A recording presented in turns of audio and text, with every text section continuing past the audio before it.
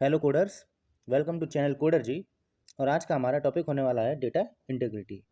सो आज के इस टॉपिक में हम जानेंगे what is data integrity and how to implement it. चलिए स्टार्ट करते हैं। So now what is the data integrity? Data integrity is used to maintain accuracy and consistency of data in a table. यानी कि किसी भी table में data को accuracy और उसकी कंसिस्टेंसी को मेंटेन करता है। किस तरह से करता है? मान लीजिए आपने कोई टेबल बनाई और उसमें किसी सिटी नाम के कॉलम में कोई यूज़र फ़ोन नंबर एंटर करना चाहता है, तो आप उसको ये मिस्टेक करने से रोक सकते हैं। सेकंड है कि you want to maintain uniqueness in a table, यानी कि सारी वैल्यूज़ जो हैं वो डिफरेंट होनी चाहिए, तो इस तरीके से भी आप एक्यूरेसी मेंटेन कर सकते हैं।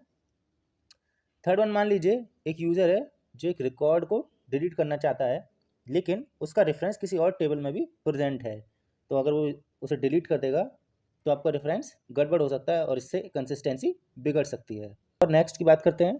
मान लीजिए कोई यूज़र प्राइमरी की वैल्यू को अपडेट करना चाहता है, लेकिन उससे रिलेटेड ऑलरेडी एक फॉरेन की प्रेजेंट है, तो वो ये भी ना कर पाए। तो ये सारी टर्म्स मिलके डेटा इंटीग्रिटी को बनाती हैं। तो आप समझते हैं डेटा इंटीग्रिटी के पार्ट्स को। सो डेटा इंटीग्रिटी दो पार्ट्स में डिफाइंड है हमारा। पहला है सिस्टम डिफाइंड एंड दूसरा है यूज़र डिफाइंड। तो सिस्टम डिज़ाइन के फर्दर थ्री पार्ट्स होते हैं: entity integrity, domain integrity and referential integrity. So entity integrity क्या करती है? किसी भी एक पर्टिकुलर कॉलम में लगाई जाती है। एंटिटी इंटीग्रिटी के तीन पार्ट ये हैं: primary key, unique values and null values. इनके बारे में मैं आपको ऑलरेडी पहले बता चुका हूँ, तो आई होप इनके बारे में आप जानते होंगे। Next one is domain integrity. Domain के भी दो पार्ट हैं, चेक और डिफ़ॉल्ट, यानी कि आप चेक कर सकते हैं सारी वैल्यू और डिफ़ॉल्ट वैल्यू इसमें असाइन कर सकते हैं। ये भी मैं आपको पहले बता चुका हूँ लेक्चर्स में। Now the third one is differential integrity. तो इसमें आता है हमारा फॉरेन की भी आप जानते होंगे क्या होता है, किसी एक टेबल से किसी दूसरी टेबल में रेफरेंस लेना। Now the next thing is user defined data integrity. इसके अंदर आते हैं हमारे ट्रिगर्स, जिसको यूज़र डिफाइन करता है। तो हमारा ट्रिगर क्या होता है?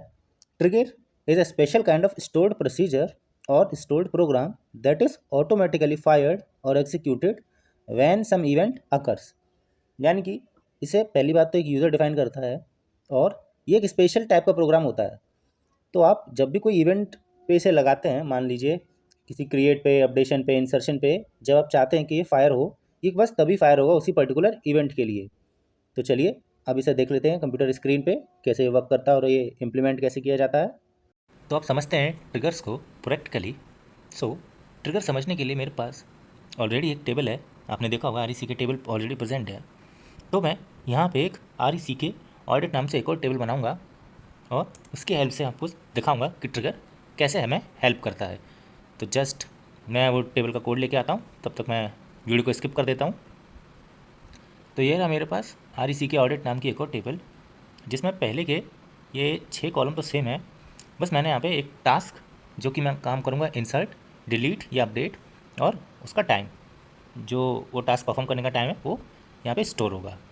तो चलिए इसको एग्जीक्यूट करते हैं। कमांड सक्सेसफुली एक REC नाम की टेबल बन चुकी है हमारी। Select all from REC audit. वैसे तो अभी ये नल होगा, देखेंगे आप, बिल्कुल खाली टेबल है। अब मैं आपको ट्रिगर डिफाइन करता हूँ कि ट्रिगर बनाते कैसे हैं। सो ये है हमारे ट्रिगर का code from this to this. Now सबसे पहले हम क्रिएट कीवर्ड का यूज़ करेंगे, देन ट्रिगर कीवर्ड का। उसके बाद आप अपने ट्रिगर का कोई भी नाम दे सकते हैं, मैंने यहाँ पे TRGR दिया हुआ है। उसके बाद जिस टेबल पे आपको लगाना उस टेबल का नाम REC के टेबल पे लगाया मैंने। देन ये दो कीवर्ड्स होते हैं आफ्टर, और यहाँ इंसर्ट की जगह आप अपडेट या फिर डिलीट जो भी ऑपरेशन कर रहे हो उसे मेंशन करेंगे। तो मैं फ़िलहाल इंसर्ट यूज़ कर रहा हूँ, तो मैं इंसर्ट लिखूँगा। देन फिर आता है एस कीवर्ड एंड बिगिन और एंड, इनके बीच में आपको अपना ट्रिगर डिफाइन करना होता है। जो मैंने डिफाइन किया है, जब भी मैं REC के ऑडिट में इंसर्शन करूँ तो मुझे ये वैल्यूज़ चाहिए फ्रॉम इंसर्टेड।